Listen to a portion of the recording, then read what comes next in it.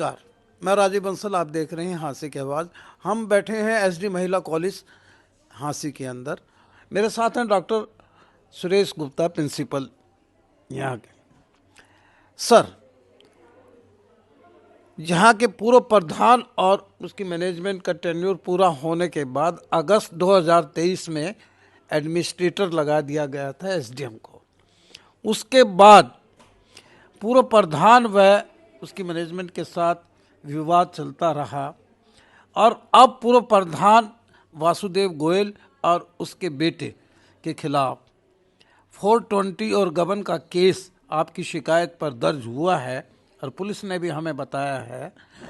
तो ये क्या मामला है और क्यों आपने शिकायत दी थी और क्यों दर्ज हुआ, क्या क्या गबन किया और क्या क्या उन्होंने 420 किया है, ये बताइए विस्तार से। डॉक्टर सुरेश गुप्ता जी हमारे साथ। सनातन धर्म महिला महाविद्यालय हाँसी में जो पूर्व की गवर्निंग बॉडी है उनका टेन्योर 28 जून 2023 को पूरा हो गया था। तदुपरांत ये मामला इनके चुनाव से संबंधित district registrar firm and society Hisar को ट्रांसफ़र किया गया और उस मामले के तहत district registrar firm and society ने अपने ऑर्डर में एडमिनिस्ट्रेटिव पावर मैनेजमेंट की सीज कर ली थी।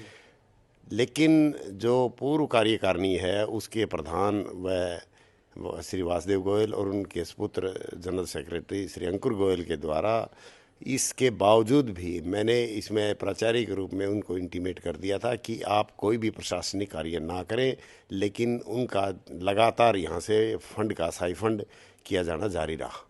17 जुलाई के बाद भी और भी रहा और मैंने कहा कि इसमें सरकार के आदेश हैं कि कोई भी आप पैसा यहाँ से ट्रांसफ़र ना करें, लेकिन वो कंटिन्यूस ट्रांसफ़र होता रहा। उन्होंने इस बात को इग्नोर रखा। लेकिन उसके बाद कार्रवाई के बाद एसीएस हायर एजुकेशन द्वारा यहाँ पर महाविद्यालय में 4 अगस्त 2023 को एसडीएम हाँसी को प्रशासक नियुक्त किया गया। 4 अगस्त 2023 को प्रशासक एसडीएम हाँसी को एडमिनिस्ट्रेटर यहाँ का नियुक्त किया गया। तो उसके बाद एक प्रक्रिया होती है जिसमें पूर्व मैनेजमेंट को पूरा चार्ज जो है प्राचार्य को और एसडीएम साहब को सौंपना होता है।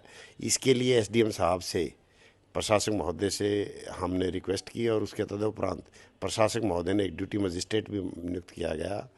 उसमें प्रधान और वह जनरल सेक्रेटरी को पत्राचार भी किया गया। उनको 1-2 मौका दिया गया, लेकिन उन्होंने आज तक प्रॉपर कोई भी charge handing over taking over होता है। हाँ, यस, वो मामला पूरा नहीं किया गया, जिसमें मेरी अपनी खुद की सर्विस बुक है जिसमें मैं पिछले 2 सालों से अपना इंक्रीमेंट जो है, जो सरकार की प्रक्रिया वो पूरी नहीं कर पा रहा हूँ। और भी जो ऐसी कार्य हैं जिसके अंदर ये फंड का जो है दुरुपयोग ऐसा नहीं किया जाना चाहिए। और जो चार्ज है, जैसे महाविद्यालय के कोर्ट केसेस भी चल रहे हैं, इनकम टैक्स डिपार्टमेंट में भी केसेस चल रहे हैं और उनका चार्ज ना देना, इससे हमारे को बड़ी भारी परेशानी का सामना करना पड़ रहा है। तो इसके तहत एसडीएम साहब को हमने इन्फॉर्म किया था और उन्होंने मेरे को ऑथराइज्ड किया था। तो प्राचार्य के रूप में मैंने ये शिकायत एसपी साहब को दी थी और उन्होंने इस पर कार्रवाई की यार, जो कि बनती है। अच्छा, एक और है कि जितनी भी यहाँ मार्केट की दुकानें हैं उनके कागजात और उनके किराए के कागजात भी ले गए के साथ में। हमारे पास इससे दुकानों से संबंधित किराया वो भी, उसकी भी जो फाइलें हैं, क्योंकि ये ऐसे केसेस भी चल रहे हैं कोर्ट में और हमारे पास उनसे संबंधित रिकॉर्ड भी नहीं है क्या क्या कोर्ट केसेस हैं और उनके ओरिजिनल रिकॉर्ड्स भी, क्योंकि कोर्ट में आए दिन हमने इसके बयानबाजी करनी पड़ती है और वो यहाँ पर नहीं मिल रहे हैं। अरे कैंटीन भी जो है उसका किराया जो कि 10,000 रुपये पर मंथ था, जो कि निर्धारित है, आज भी वो अगस्त में प्रशासक लगने के बाद 10,000 रुपये की रसीद हमारे को यहाँ पर प्राप्त कर रहा है और पे कर रहा है। लेकिन इससे पूर्व हमारे पास ₹5,000 पर मंथ की रसीद अवेलेबल है, तो बाकी का जो है उसकी रसीद नहीं है,